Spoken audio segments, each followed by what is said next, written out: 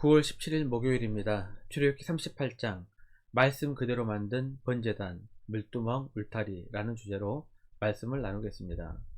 먼저 기도로 시작하신 후 성경을 1에서 3일 읽기 바랍니다. 꾸준한 영성 훈련은 당신의 인생을 변화시킵니다. 말씀 다 읽으셨습니까? 첫 번째, 말씀 그대로 만든 번제단. 성막에 들어가면 가장 먼저 보게 되는 것이 놋으로 만든 번제단이었습니다. 번제단을 지나면 성소와 지성소가 있습니다. 하나님을 만나기 위해서는 번제단에서 먼저 죄의 문제를 해결받아야 합니다. 레위기 17장 11절입니다. 육체의 생명은 피에 있습니다. 내가 이 피를 너희에게 주어 제단에 뿌려 너희의 생명을 위하여 속죄하게 하였나니 생명이 피에 있으므로 피가 죄를 속하느니라. 사람은 스스로 자신의 죄를 깨끗하게 할 수 없습니다. 그래서 자신의 죄를 대신해서 짊어질 희생 제물이 필요했습니다. 번제단에서 짐승의 피와 제물로 자신이 지은 죄를 용서받았습니다. 제단 위에서 희생 제물이 불이 탈 때 제물을 드린 사람은 자신의 죄를 하나님께 고백할 것입니다. 하나님께서는 이런 진정성 있는 회개를 받으셨고 제물을 호명하셨습니다. 브살렐은 출애굽기 27장에서 하나님께서 모세에게 말씀하셨던 규격 그대로 번제단을 만들었습니다. 1절입니다. 그가 또 조각목으로 번제단을 만들었으니 길이는 5규빗이요 너비도 5규빗이라 네모가 반듯하고 높이는 3규빗이며 제단의 크기는 가로 세로 각각 5규빗 높이 3규빗이었고 놋으로 싸서 제단을 만들었습니다.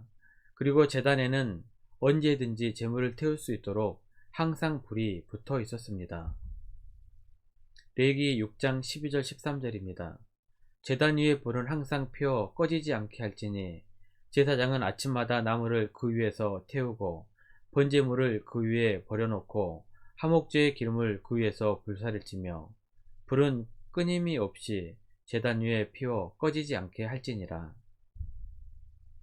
번제단에 불이 끊이지 않도록 하신 것은 언제든지 속죄의 길이 열려 있다는 것을 보여줍니다. 그런데 예수님께서 대속제물이 되심으로 구약시대의 제사 방법은 종결되었습니다. 로마서 12장 1절입니다. 그러므로 형제들아 내가 하나님의 모든 자비하심으로 너희를 권하노니 너희 몸을 하나님이 기뻐하시는 거룩한 산 제물로 드리라. 이는 너희가 드릴 영적 예배니라. 이미 예수님이 자신을 희생하여 우리를 위해 영원한 제물로 죽으셨기 때문에 동물을 잡아 죽여서 드리는 제사는 더 이상 필요가 없어졌습니다. 대신 살아있는 제사인 영적 예배를 드리라는 것입니다. 살아있는 자기 자신을 드리라는 것은 하나님께 우리의 몸을 생애 전체를 드리는 것을 의미합니다. 로마서 6장 12절 13절입니다. 그러므로 너희는 죄가 너희 죽을 몸을 지배하지 못하게 하여 몸의 사욕에 순종하지 말고 또한 너희 지체를 불의의 무기로 죄에게 내주지 말고 오직 너희 자신을 죽은 자 가운데서 다시 살아난 자같이 하나님께 드리며 너희 지체를 의의 무기로 하나님께 드리라.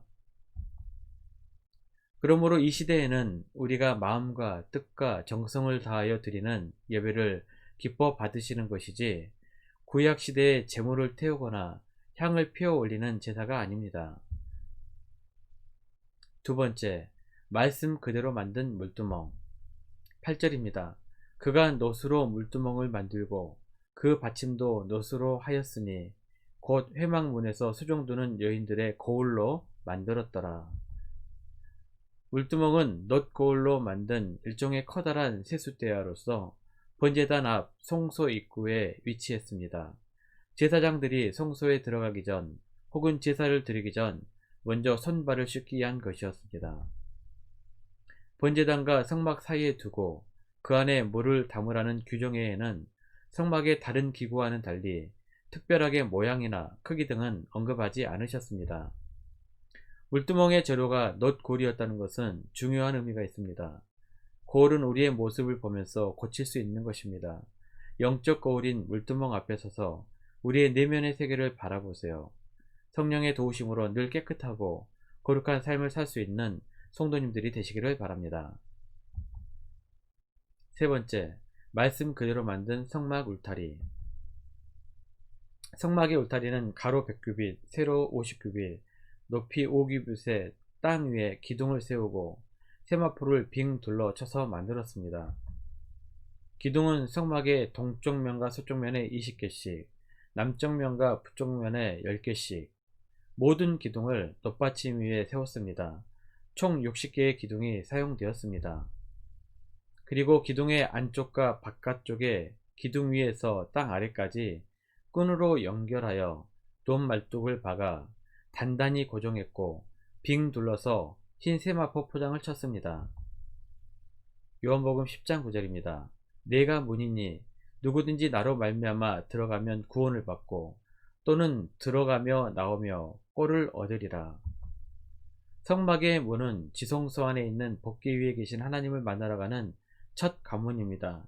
예수님이 자신을 이 성막 문에 빗댄 것은 예수님이 아니고서는 하나님을 만날 수도 하나님의 나라에 들어갈 수도 없기 때문입니다.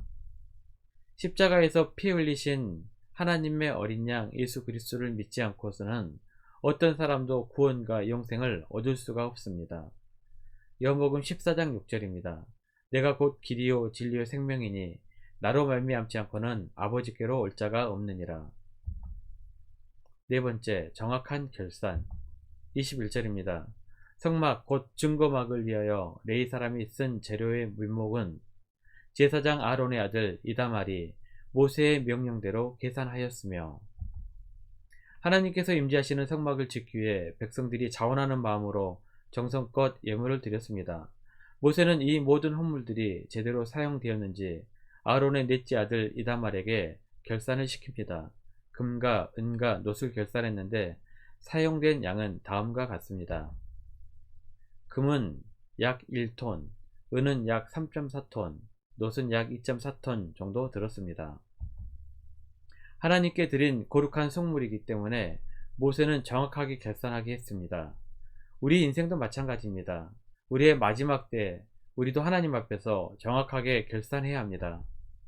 하나님께 드린 거룩한 성물이기 때문에 모세는 정확하게 결산을 하겠습니다. 하나님께 드린 우리도 마찬가지입니다. 마지막 때 우리도 하나님 앞에서 정확하게 결산을 해야 합니다.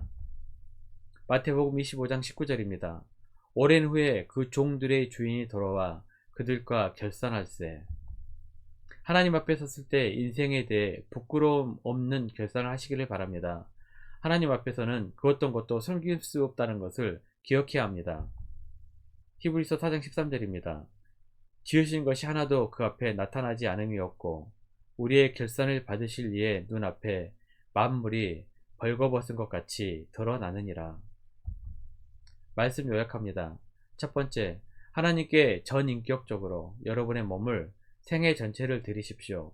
이것이 하나님께 드리는 거룩한 산제물, 영적 예배입니다. 두 번째, 물두멍 앞에 서서 나는 하나님 앞에 깨끗한지 늘 거울처럼 들여다보시기를 바랍니다. 성령님을 의지하고 도우심을 구하십시오. 세 번째, 하나님 앞에서 우리는 마지막으로 결산을 하게 됩니다. 부끄러움 없는 결산을 지금부터 잘 준비하시길 바랍니다.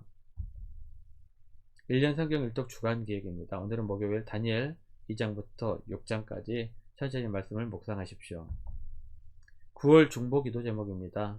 1번부터 5번까지 천천히 하나님과 교제 시간을 가지시기 바랍니다. 가정에서 기도하시기 힘드신 분들은 주중 기도의 시간을 이용하시면 됩니다. 새벽 6시부터 밤 10시까지입니다. 하루 30분씩 최선을 다하시기 바랍니다. 그러면 여러분의 삶이 변화될 것입니다. 영상을 다 보신 분들은 확인 문자를 보내시거나 유튜브에 댓글로 달아주시면 정기적인 영성 훈련에 도움이 될 것입니다. 오늘 하루도 승리하시기를 기도합니다.